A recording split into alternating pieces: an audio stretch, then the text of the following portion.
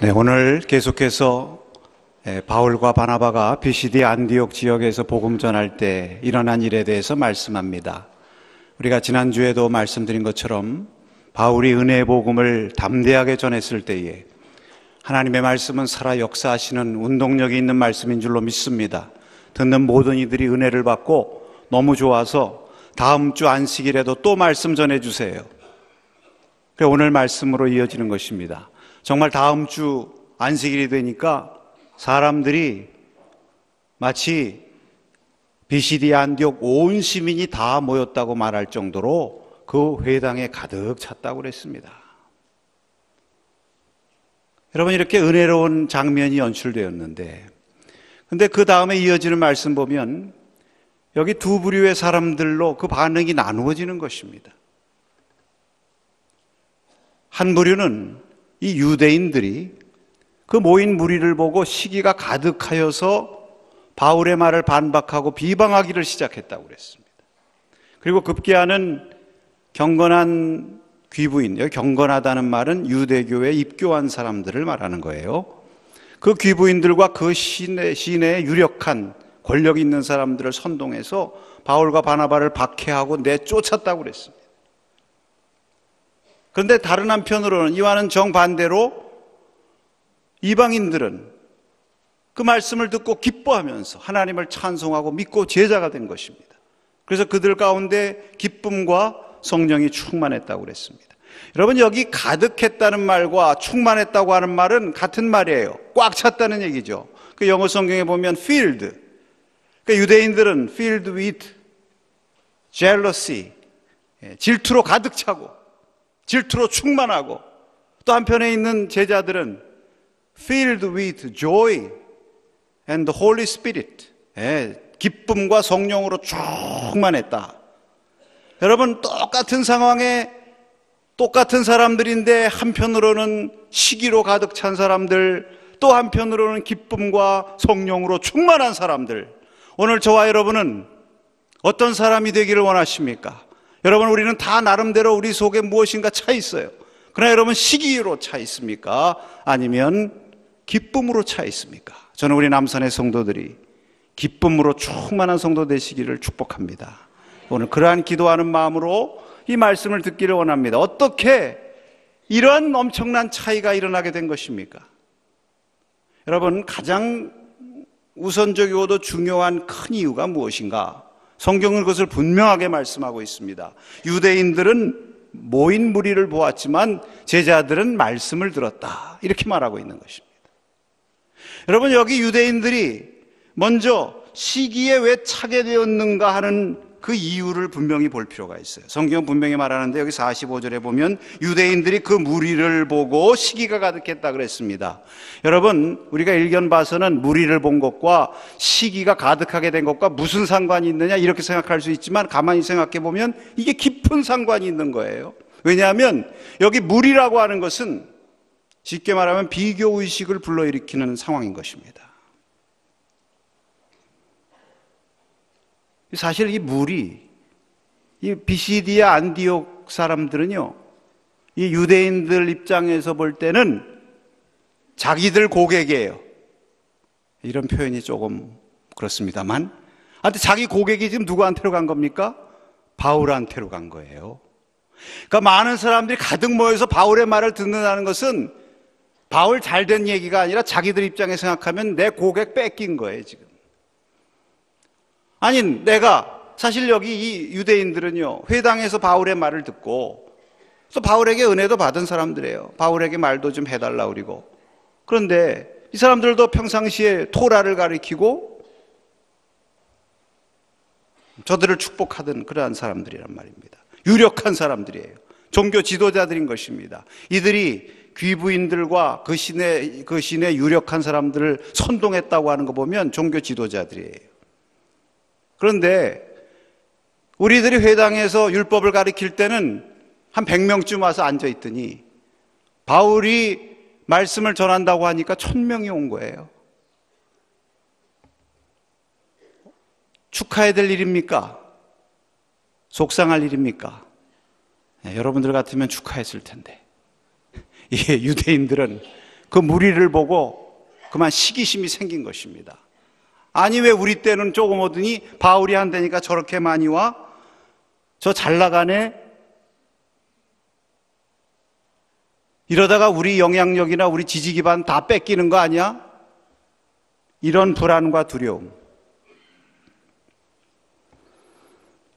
여러분, 이 무리라고 하는 말이 신비스러운 말입니다. 이게 비교의식의 기제예요. 그러니까 시기심이 생기는 것입니다. 여러분, 시기라는 것은요, 영어로 rival, 이 경쟁자라는 말이 river라는 말에서 왔다고 그래요. 같은 강물에서 먹고 마시는 사람들끼리 라이벌 의식이 생기는 거예요. 네. 이게 가깝지 않고 같은 일에 종사하지 않으면요, 라이벌 의식 생길 것도 없습니다. 시기 생길 것도 없어요. 여러분들 북한 사람들 상대로 시기심 있습니까?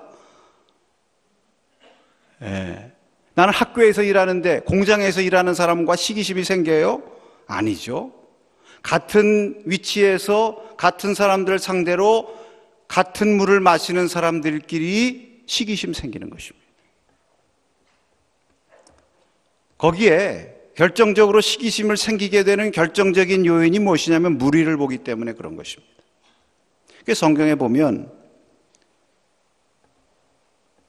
가인이 시기해서 쳐 죽인 사람이 누굽니까?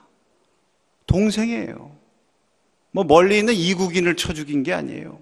동생하고 가까이 사는데 같이 제사를 드리는데 같이 제사를 드려서 자기 제사가 하나님께 상달이 안 되고 동생 제사가 상달됐으면 하나님이 동생 제사를 받으시니 감사구나, 이러면 얼마나 좋겠습니까? 그러나 여러분, 인간은 죄인이고 연약하기 때문에 그거는 안 보이고 자기 제사 상달되지 않은 것만 보이는 거예요.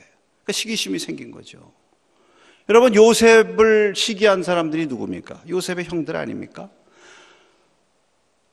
다윗을 시기한 사람이 누굽니까? 사울 왕이에요. 예, 사울이 얼마나 하나님께 많은 것을 받았어요? 근데 오늘 말씀처럼 무리가 보이는 거예요. 무슨 무리가 보여요?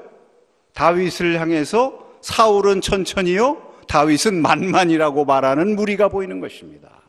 비교의식의 기제가 보이는 거예요. 그러니까 시기에 사로잡혀가지고 죽이려고, 자기도 망하고 다 망하는 거예요.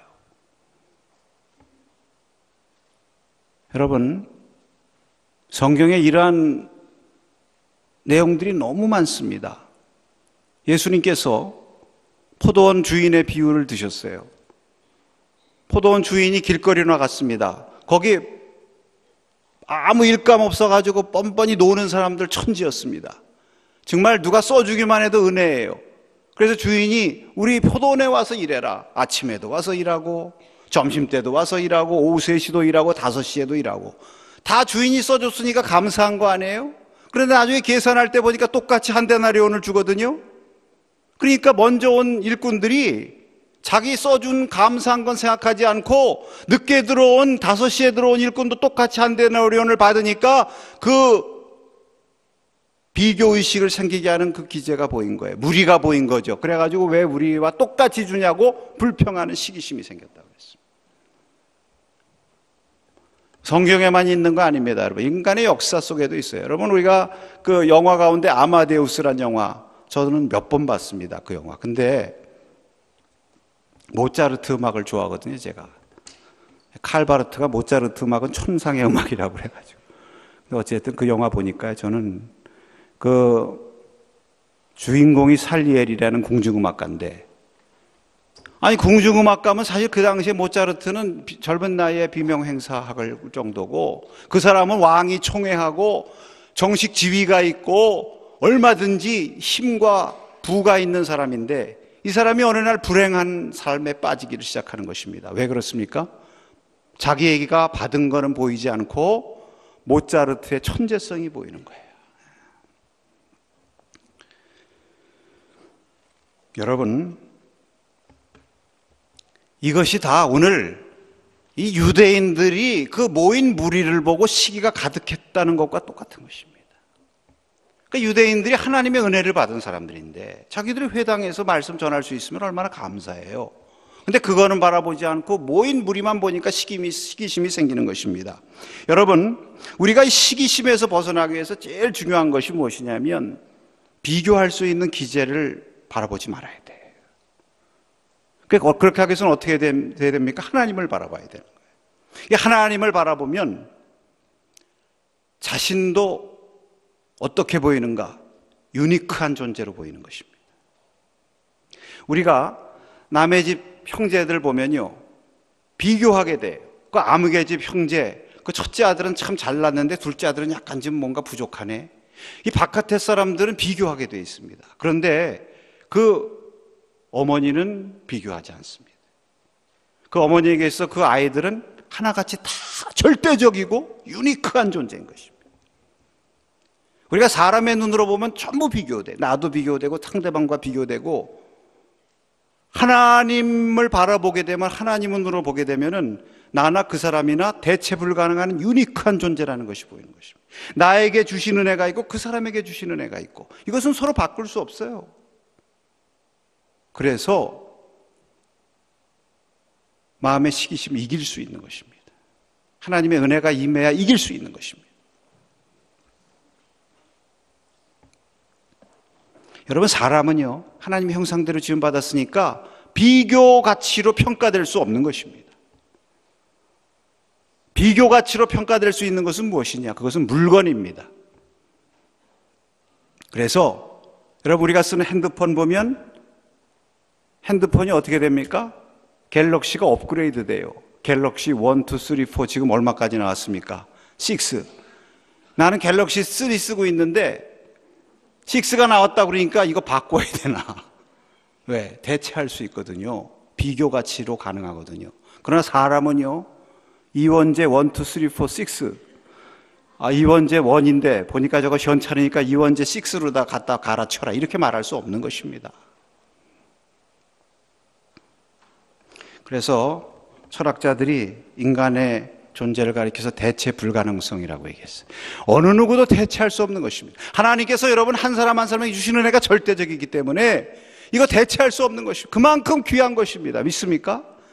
그러니까 하나님을 바라보면 그렇게 보이는데 무리를 바라보면 비교가 되는 거예요. 그러니까 내가 저 사람들보다 인기가 없구나, 바울보다 내가 인기가 없구나, 이러니까 시기하고 어떻게든지 없애야죠. 여러분, 시기의 또 다른 표현이 무엇이냐면 악한 기쁨을 갖게 되는 것입니다. 상대방 안 되는 것이 기쁜 것입니다. 상대방이 불행이 내 행복이 되는 것입니다.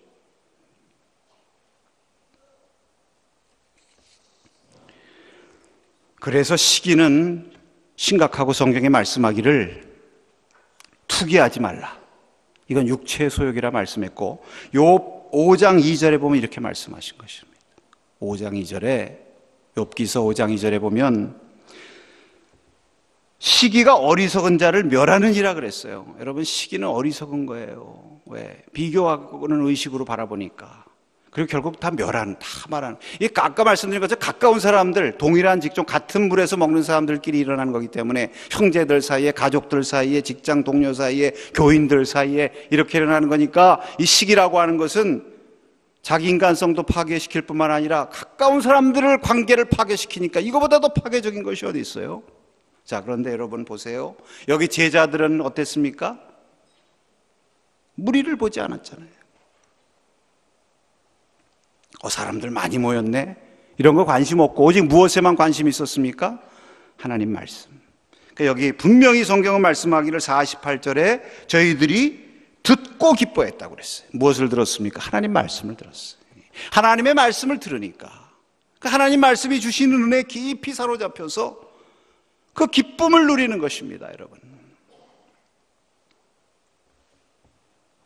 하나님 그분에게 집중하면 기쁨이 오는 것입니다. 믿습니까? 하나님의 말씀이 기쁨의 근원이에요. 그래서 그 말씀에 기쁨이 오니까 그들이 말씀을 찬송했다고 그랬고요, 또 이 기쁨을 열심히 나눈 것입니다. 여러분, 이 기쁨이라고 하면 헬라어로 카라입니다. 카라인데 이 카라라는 말은 카리스, 은혜라고 하는 말에서 온 것입니다. 그러니까 은혜가 임하면 기쁨이 임하는 줄로 믿습니다. 그래서 여러분, 기쁨이 보화를 발견한 기쁨과 같고요. 우리가 누구 귀한 사람 만나면 기쁜 것처럼 예수님을 만난 기쁨, 이런 기쁨을 누린 것입니다. 여러분, 데살로니가전서 1장 6절에 보면 이런 말씀이 있습니다. 또 너희는 많은 환난 가운데서 성령의 기쁨으로 말씀을 받아 우리와 주를 본받은 자가 되었으니.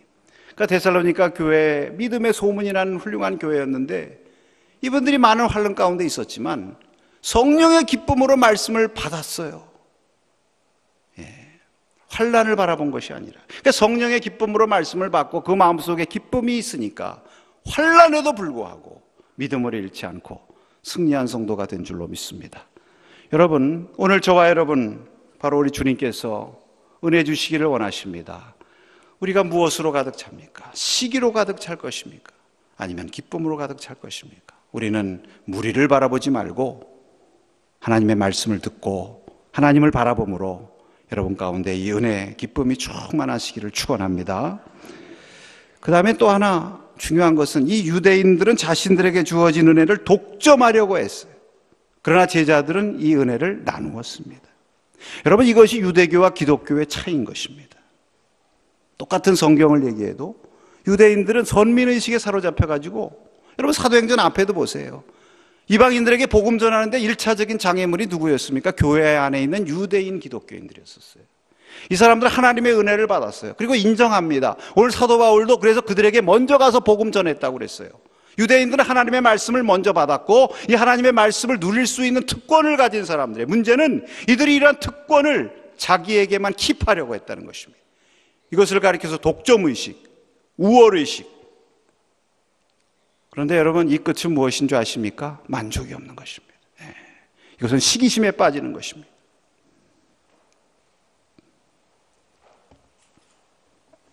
제자들은 이 받은 기쁨을 표현해서 찬송하고, 여기 49절에 보니까 주의 말씀이 온 땅에 두루 퍼졌다고 그랬어요. 왜 퍼졌겠습니까? 이 은혜 받은 제자들이 나가서 기쁨을 나누고 은혜를 나누고 복음을 나누니까. 할렐루야. 여러분, 기독교가 왜 세계 종교가 된 줄 아십니까? 유대교는 유대교로 남아있잖아요. 기독교는 오늘날 세계적인 종교가 되는 거예요. 왜? 이 바울과 같은 이 초대교회 제자들, 안디옥의 제자들과 같은 이런 사람들이 나타나서 하나님께 받은 은혜와 축복, 하나님의 기쁨, 이거 나 혼자만 누리고 간직하고 킵해서 나만 평생 잘 가지고 누려야 되겠다, 이렇게 생각하지 않고, 독점의식 가지 않고 이것을 다른 사람과 나눠야지, 하나님 다 사랑하시는데, 이렇게 생각하고 나누고 펼치니까 이게 세계 종교가 되는 거예요. 여러분, 우리가 기쁨 중에 받는 기쁨도 크지만 나누는 기쁨은 더 크다고 얘기합니다. 초대교회가 기쁨의 공동체였었어요. 성령 충만해서 기쁨의 공동체였는데 초대교회 2장 마지막 부분에 보면 저들이 기쁨으로 날마다 성전에 모이기를 힘쓰고 기쁨으로 순전한 마음으로 음식을 나누고 떡을 떼면서 서로 교제하고, 얼마나 신앙생활을 기쁘게 했습니까? 그 왜 그렇습니까? 그들이 나눴다는 거예요. 떡을 뗐다는 것입니다. 여러분, 초대교회 예배는 무엇입니까? 제가 지난번에도 한번 말씀드렸지만 초대교회 예배는 식탁 공동체 예배예요. 주님의 교회에 모여서 함께 주님의 성만찬을 나누면서 떡을 나누면서 사랑과 기쁨과 교제를 나누기 때문에 그 예배가 그렇고 신앙생활하는 모습이 그러니까 거기에 모든 사람에게 기쁨이 충만한 거예요. 만약에 저마다 자기 받은 은혜를 자기가 킵하고 나만 누리겠다고 독점하려고 했으면 그 공동체는 곧 깨지든지 아니면 마음에 맞는 몇 사람들만 모인 섹트가 됐든지 둘 중 안에 하나가 됐을 것입니다.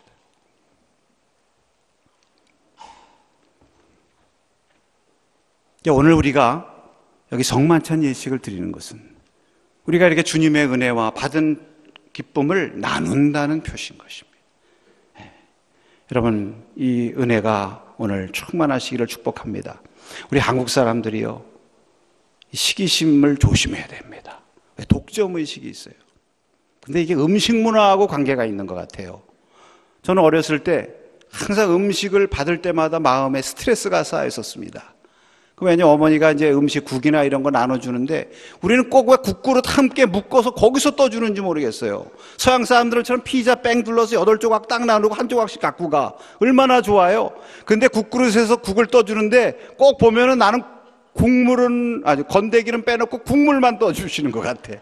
우리 막내 동생은 맨날 고기 건더기만 주는 것 같고. 뭐 사실은 뭐 맏아들이니까 저를 더 많이 주셨겠지만 이게 거기서 그렇게 하다 보니까 이게 마음에 스트레스가 받아가지고 그런 이 문화 인류학적인 결핍의식이 있어가지고 시기심이 많아.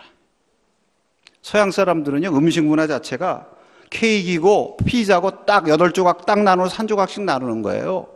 스트레스 받을 일이 없어요. 뭐 말이 되는 것 같죠? 독점의식이 위험하다는 거예요. 유대인들은 은혜를 받았는데 하나님이 특권을 주셨는데 그거 독점하려고 그랬다가 그냥 그 자리에 머물러 있었던 케이스고, 우리 그리스도인 주님의 제자들은 이 받은 은혜를 나누고 찬송하고 다른 사람들과 전하고, 할렐루야. 그러니까 같이 은혜 받고 같이 잘 되는 거예요.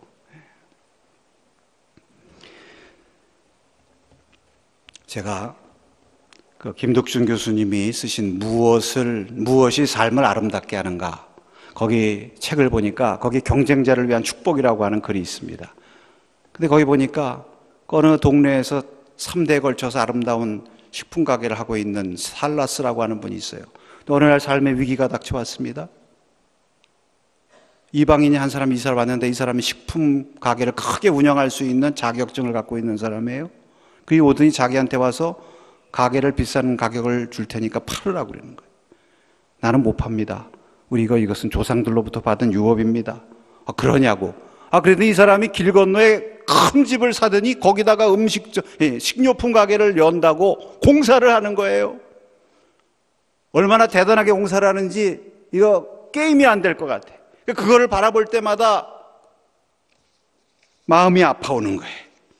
그래가지고 프랭카드를 갖다 걸었습니다. 마을 여러분과 함께한 75년의 아름다운 역사, 딱 이렇게 갖다 붙였어요.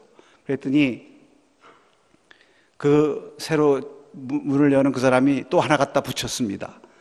4달에 개업합니다. 낡은 상점과는 비교가 안 됩니다. 이렇게 갖다 붙인 거예요. 정말 하나님 앞에 이 믿는 사람이니까 저주 기도를 하고 싶은데 그럴 수는 없고, 그때 그 아내가 여보 저 상점을 바라볼 때마다 마음이 어떻죠? 꼭 불이라도 나서 싹 없어져 버리면 좋겠죠? 그걸 말이라고 하냐고. 그러면 얼마나 좋을까?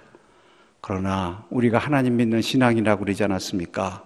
우리가 그러면 되는 것이 아니라 그거 바라보지 말고, 무리를 바라보지 말고, 독점의식 갖지 말고 하나님께 기도합시다.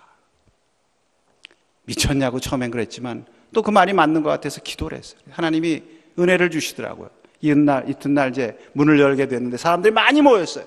근데 그 앞에 이 살라스라고 하는 사람이 거기 딱 나타나서 손을 들고 기도를 하기 시작합니다. 하나님, 오늘 이렇게 새로운 가게가 문을 여니까 이곳을 축복해 주시옵소서. 우리 마을이 가게로 말미암아 번영하게 하시고, 그래서 우리 마을이 번영해서 이 가게도 잘 되고 우리 가게도 잘 되게 해 주시옵소서. 이렇게 기도하니까 주 옆에 있던 사람들이 그 기도를 끝나자마자 우르르 몰려오더니 막 격려해 주는 거예요. 제일 먼저 들어가서 인사를 하고, 그리고 그 이후에 마을 사람들이 축복해서 그 뭐 2 가게가 다 잘 됐다는 겁니다. 할렐루야. 저는 이거 보면서 이거 우리가 그리스도인으로서 이렇게 살 수 있다면 얼마나 감사할까. 오늘 이 유대인들처럼 되지 말고 우리는 예수님의 제자처럼 될 수 있기를 축복합니다. 이것을 나누는 거예요. 우리가 받은 은혜, 이 결실의 달에 우리가 한 사람이라도 나누자.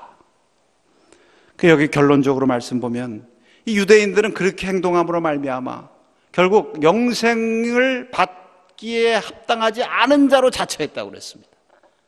제자들은 이방인들이었지만 그렇게 말씀을 기쁨으로 받고 열심으로 복음을 나누니까 성경에 보니까 영생, 여기 뭐라고 그랬습니까? 영생을 주시기로 작정된 자라고 그랬어요. 여러분, 이게 무슨 미리 결정돼 가지고 누구는 영생으로 작정돼서 믿고 누구는 영생에 합당하지 않은 자리에서 저주받고 그런 게 아니에요. 행동이 운명을 결정하는 것입니다.